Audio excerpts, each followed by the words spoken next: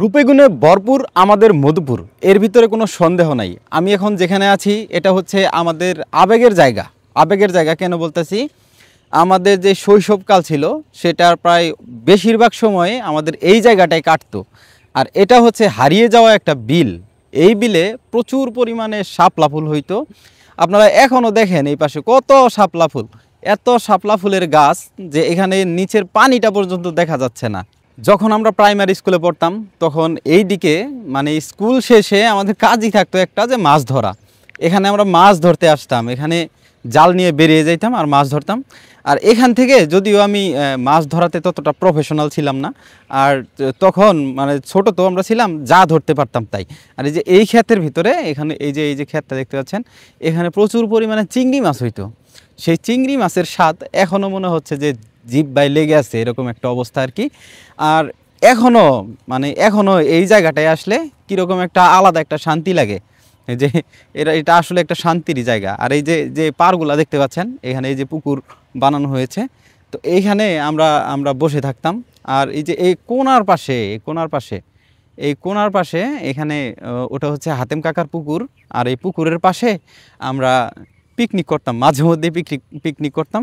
সেখানে আমি, কপিল ভাই, তারপর স্বপন কাকা, রাসেল কাকা, মানে ওনারা হচ্ছে আমার অনেক সিনিয়র। তারপরেও আমরা একসাথে চলাফেরা করতাম আর কি।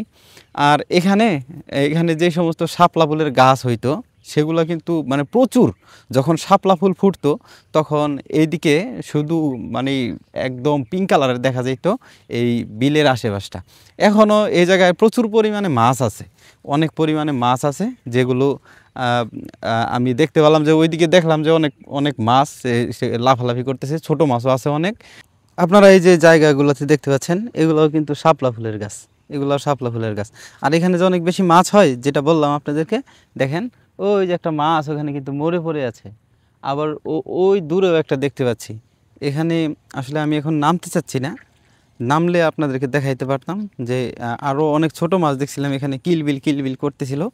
আর এই যে কিছুদিন পরেই এই যে এখানে যত শাপলা ফুলের গাছগুলো দেখতে পাচ্ছেন, আর ছোট ছোট যেই সমস্ত এই যে শাপলা ফুলের কলিগুলা দেখতে পাচ্ছেন, এগুলা 2-1 দিনের ভিতরেই মনে হয় ফুটে যাবে। আর এখানেও কিন্তু আপনারা যদি নিচ থেকে একটু দেখেন তাহলে খেয়াল করবেন যে কত শাপলা ফুলের কলি আছে এখানে, অনেক প্রচুর পরিমাণে কলি আছে।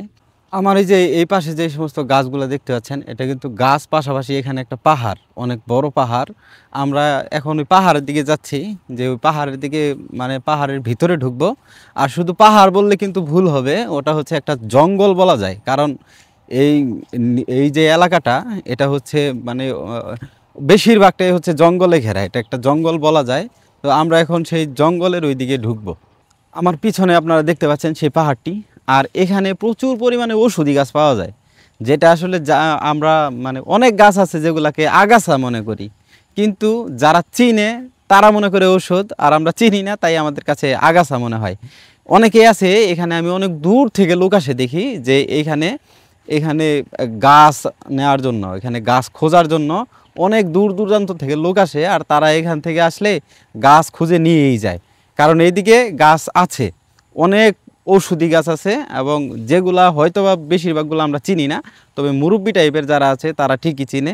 এখানে যে মানে কত প্রজাতির গাছ আছে সেগুলো আসলে এভাবে বলা যাবে না, কারণ এখানে মানে এমন কিছু গাছ আছে যেগুলো আমিও দেখি নাই কোনোদিন, আমাদের বাড়ি এই জায়গাতে, কিন্তু তারপরেও আমরা দেখি নাই। এই জঙ্গলটাতে আমরা অনেক জংলি বাঁশ দেখতে পাচ্ছি, যেগুলো দেখেন আপনারা অনেক মোটা মোটা এই সমস্ত গাছ হয়।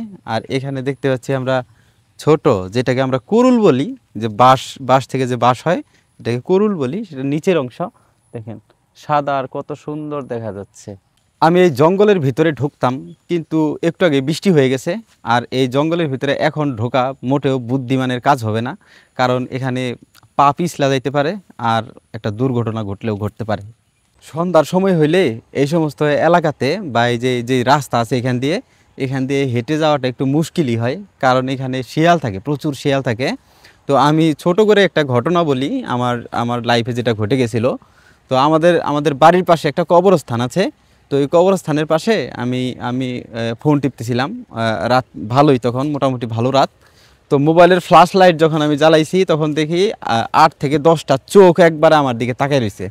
মানে এই ঘটনাটা ঘটছিল আমার সাথে, মানে একটু দূর থেকে দেখা যাচ্ছে, মানে শিয়াল পশু জাতীয় যেই সমস্ত জিনিস আছে, শিয়াল, কুকুর, বিড়াল, এগুলোর চোখের লাইট কিন্তু রিফ্লেক্ট হয়।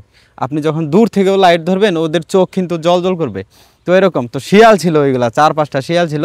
তো আমি দাঁড়াই থেকে ওদেরকে মানে হেস এরকম টাইপের করছিলাম, মানে পা দিয়ে একটু মাটিতে লাথি দিচ্ছিলাম যাতে শব্দ শুনে ওরা চলে যায়, কিন্তু তার চলে না যায় আমার দিকে আসতেছিল। তো এটা একটা মোটামুটি একটা ভয়ঙ্কর বিষয়ই ছিল, কারণ তখন আমি একটা দৌড় দিছিলাম, এক দৌড়ে চলে গেছিলাম বাড়িতে। আর এই দিকের শিয়ালগুলা এতটাই খারাপ, এরা হচ্ছে মানে মানুষের খোয়ারা যেটাকে বলে, যেখানে হাঁস মুরগির ঘর যেটা, তো সেখান থেকে ধরে ধরে নিয়ে আসে। তো বলেন আপনারা, যদি একবার ধরে তারপর এরকম একটা জঙ্গলের ভিতরে নিয়ে আসে, সেটা কি আর কখনো খুঁজে পাওয়া সম্ভব? তো এদিকে একটা সময় বাঘও থাকতো, দাদা যেটা বলছিল। তো এখানে এখানে নাকি বাঘ থাকতো। তো আমার দাদারে নাকি একদিন বাঘে ধরছিল। তো দাদা কি করছিল তখন, মানে মাটির মধ্যে উপর হয়ে নিঃশ্বাস বন্ধ করে তারপর শুয়ে ছিল। এখন বাঘ কিন্তু ধরে হচ্ছে তরতাজা যে সমস্ত জিনিস আছে, মানে যেগুলো লাফাবে ওগুলার অ্যাটাক করে বেশি। তো এটা নাকি আগেকার মানুষ যারা ছিল তারা এটা ইউজ করতো। তো এদিকে বাঘ ছিল, বাঘও এক সময় ছিল, আর এখনও মেছো বাঘ আছে, মেছো বাঘ যেটা আমাদের এলাকার ভাষায় মাইসা বাঘ বলে। তো এই বাঘগুলা এখনও এই দিকেতে আছে। আপনারা যারা এখনও আমাকে ফেসবুকে ফলো করেন নাই তারা সবাই ফলো করেন। আর আমি অনেক শখ করে একটা ইউটিউব অ্যাকাউন্ট খুলছি। আমার কেন জানি মনে হচ্ছিল যে আমি যেই ধরনের ভিডিও বানাচ্ছি এগুলো ইউটিউবে খুব চলবে, তাই আমি ইউটিউবেও ভিডিও আপলোড করি। আর ইউটিউবের কোয়ালিটি কিন্তু ফেসবুক থেকে অনেক বেটার হবে, যেটা সবাই জানেন। চাইলে আপনারা সাবস্ক্রাইব করতে পারেন। আর সেখানে আমি 4K কোয়ালিটিতে ভিডিও আপলোড করার চেষ্টা করি। আর যারা আমার ভিডিও দেখেন আপনারা সবাই, তাদেরকে বলতেছি যে আপনাদেরকে ধন্যবাদ দিলেও ছোট করা হবে, কারণ আমি একদমই নতুন একটা মানুষকে আপনারা যেইভাবে সাপোর্ট দিচ্ছেন, যেইভাবে উৎসাহ দিচ্ছেন, আমি হ্যাপি, আমি অনেক হ্যাপি। ভালো থাকবেন সবাই, আল্লাহ হাফেজ।